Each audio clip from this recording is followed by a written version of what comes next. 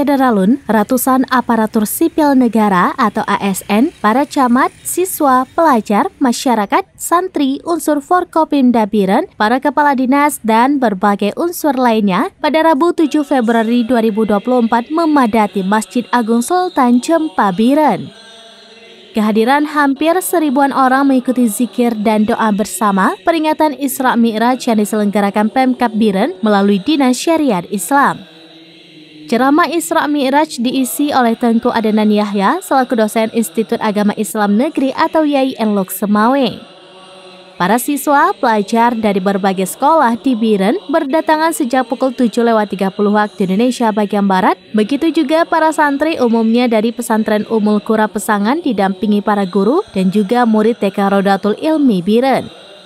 Bagian dalam masjid penuh dengan para ASN dan berbagai unsur lainnya termasuk masyarakat mengikuti zikir dan doa bersama. Kepala Dinas Syariat Islam Biren, Dr. Jufliwan SH mengatakan, pelaksanaan peringatan Isra Mi'raj Nabi Muhammad SAW tahun 1445 Hijriah ini merupakan agenda tetap dalam rangka menyemarakan syiar Islam. Selain di Masjid Agung Biren, juga dilaksanakan di berbagai masjid dan menasah di Biren. Sekda Insinyur Ibrahim Ahmad dalam sambutannya antara lain menyampaikan peringatan Isra Mi'raj Nabi Muhammad SAW sebagai salah satu upaya dalam memahami dan menghayati makna kehidupan baginda Rasulullah SAW.